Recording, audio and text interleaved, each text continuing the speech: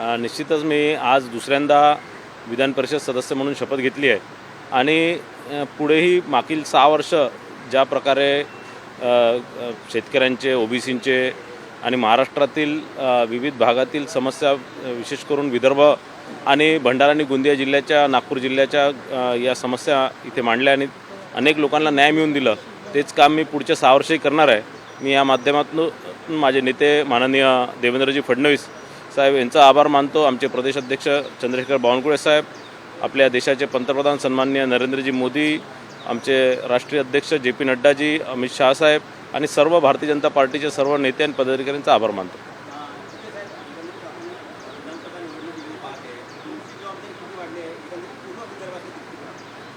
बघा, आधी माझ्याकडे 2 जिल्ह्यांचं प्रतिनिधित्व होतं, भंडारा आणि गोंदिया जिल्हा 7 विधानसभा क्षेत्राचं, पण निश्चितच जी जबाबदारी पक्ष देणार ते मी इमानदारीने आणि मेहनतीने ते पार पाडणार।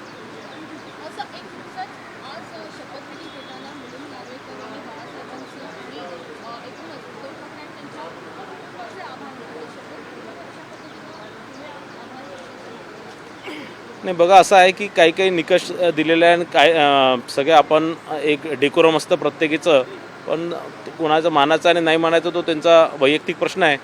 मला असं वाटतं त्यांनी ते नाही केलं, मला त्याचं ठाऊक नाही एवढं। विधान परिषदेचे उपसभापती नीलम गोरे यांनी ऑब्जेक्शन घेतलं नाही या संदर्भात कसं बघता?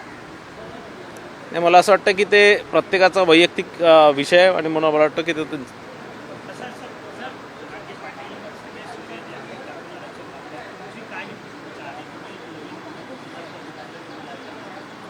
बघा, असं आहे, मी पहिल्या दिवसापासून सांगतो आहे की जरांगे पाटलांचे मागणी जे आहे त्या असंवैधानिक आहे आणि कायद्यामध्ये कुठेही ते बसत नाही आणि राज्य सरकारने, केंद्र सरकारने, कोणत्याही पक्षाचं सरकार जरांगे पाटलांचं ज्या मागण्या आहे ते पूर्ण करू शकणार नाही। आणि जरांगे पाटलांचा मूळ उद्देश हा मराठा समाजाला आरक्षण देण्याचा नाही आहे किंवा मराठा समाजाला न्याय देण्याचा नाही आहे, त्यांचा मूळ उद्देश हा ओबीसी आणि मराठ्यांमध्ये भांडणं लावण्याचा आहे। मराठा समाजाला याच्या आधी 2018 माननीय देवेंद्र फडणवीस साहेबांनी आरक्षण दिलं होतं आणि ते टिकवलंसुद्धा, उच्च न्यायालयामध्ये टिकवलंसुद्धा, पण त्यानंतर आमची सरकार नव्हती आणि मग महाविकास आघाडीतील सर्व नेत्यांमुळे, नेत्यांच्या चुकीच्या धोरणामुळे ते आरक्षण सुप्रीम कोर्टामध्ये टिकलं नाही। त्यानंतर परत आमची सरकार आली, एकनाथ शिंदे साहेबांच्या नेतृत्वात माननीय देवेंद्र फडणवीस, माननीय अजितदादांनी परत मराठा समाजाला EWS आरक्षण दिलं आणि तेही टिकवण्याची जबाबदारी त्यांनी घेतलेली आहे। पण या प्रकारच्या मागण्या करून आणि ज्या संविधानाच्या विरोधात आहे अशा मागण्या करून जरांगे पाटील एक महाराष्ट्रामध्ये ओबीसी आणि मराठा यांच्यामध्ये भांडण लावण्याचं काम करतात आहे।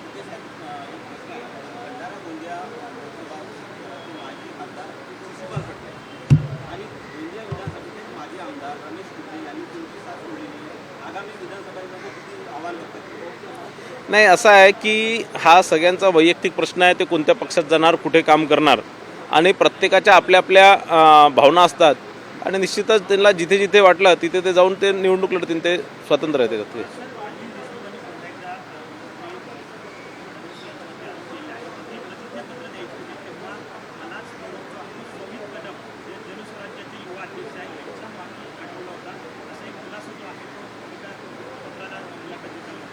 बघा, असं आहे की अनिल देशमुखजी हे जे आरोप करतात मागच्या 7-8 दिवसापासून, ते नुसतं देवेंद्र फडणवीसजींवर नाही तर या राज्याच्या आणि देशाच्या सरकारांवर करतात आहे, ED CBIवर करतात आहे, पण त्यासोबतच या देशाच्या ज्युडिशरीवरही करतात आहे।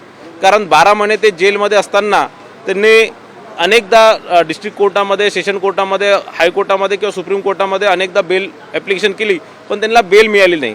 आणि आज जे त्यांना मागे जे बेल मिळाली 1 वर्षाआधी 12 महिने ते जेलमध्ये राहिल्यानंतर, ती मेडिकल ग्राउंड्सवर मिळालेली आहे आणि मेडिकल ग्राउंड्सवर मिळालेली बेल आज जर ते या प्रकारचे फिरतात, आपण निवडणुकीमध्ये बघितलं ते फिरतात आहे, माझी या माध्यमातून मागणी आहे की त्यांची बेल, ती मेडिकल ग्राउंड्समध्ये मिळालेली बेल रद्द करावी आणि त्यांना परत जेलमध्ये पाठवावं।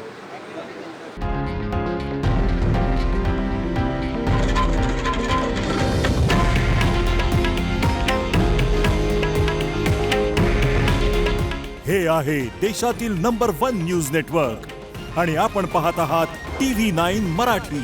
काळजी तुमची, हित महाराष्ट्राचं।